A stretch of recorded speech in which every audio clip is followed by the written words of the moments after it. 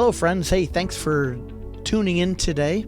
Want to share with you a little bit out of 2 Corinthians chapter 8, in particular about what the Apostle Paul had to say about giving and giving gifts. So I was on the phone today with a friend of mine from western part of Kenya, and he's running a big soccer tournament, big outreach, hundreds and hundreds of young people, and of course, all these things do take money, so we try to send over some resources to people who are doing things like this. And we're talking about it, and I said to him, hey, I'm going to send you money. I said, right now I don't have, I can quickly get you something small, not something big. And so I'm kind of going on talking about the size of the gift. And he stopped me. And he says, Pastor Rick, he's got a big voice. And he says, stop talking like that. And he said in 2 Corinthians chapter 8, Paul was not, he just said to me, he says, Paul is not concerned about the size of the gift. He says the size of the gift doesn't matter. And so my brother over there said, it's the heart. And God takes what the heart gives and multiplies. And I thought, man, I needed to hear that from my brother today, and that sometimes we are always comparing our gift, whatever we give. We give $10, $1,000, $10,000, whatever it is.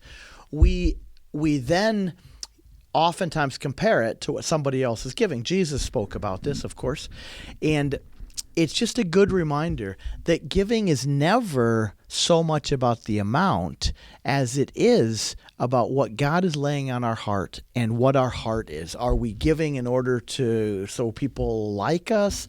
Are we giving so people are impressed with us? Are we giving for status? Are we giving to get a position? All those things are bad motives, and basically God says, hey, don't give like that. Give out of your heart. Give out of what you want to give. He even says give it secretly at times. But Paul spoke to the church in Corinth about the church in Macedonia, and he says in the midst of a severe trial, their overflowing joy and their extreme poverty welled up in rich generosity. And so they were in a hard time, this church in Macedonia, and their heart welled up to rich generosity. He says, for I testify that they gave as much as they were able, even beyond their ability, entirely on their own. They urgently pleaded with us for the privilege of sharing in this service to the Lord's people, and they exceeded our expectations. They gave themselves first of all to the Lord, and then, by the will of God, also to us.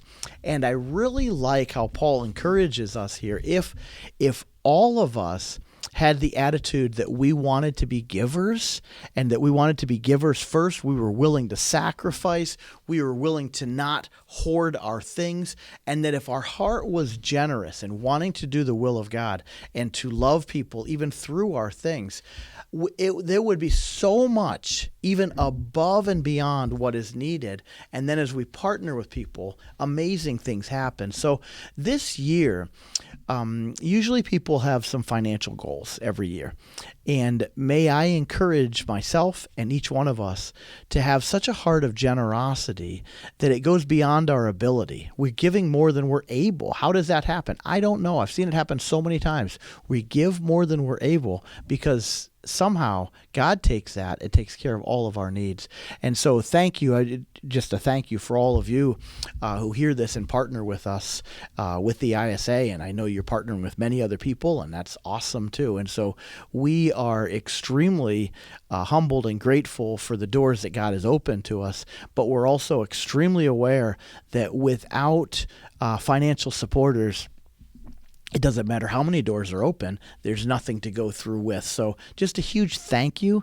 Thank you for your partnership. Thank you for your obedience. Thank you for your generosity. Thank you for giving more than is even expected. All of those things. And may all of us just continually say, okay, God, how can I really bless people by giving?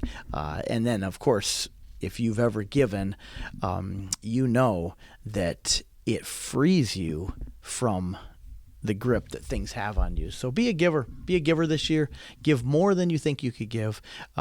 Give as unto the Lord and not out of compulsion, and watch what God can do. Literally changes lives as we give. So thanks so much for your partnership. I'm telling you, and I know I say that a lot, but it is amazing. Some days I just sit and think, wow, I'm in this with so many people. We're in this together. It's a large team. Most of the people that are part of the team, nobody will know their name necessarily, but they're a vital part of this team, and you're helping to shape the world and change lives of young people all over the place, in America, in Africa, in Asia, and beyond. So just really appreciate it. Take some time and read 2 Corinthians chapter 8 and let God encourage you. God bless.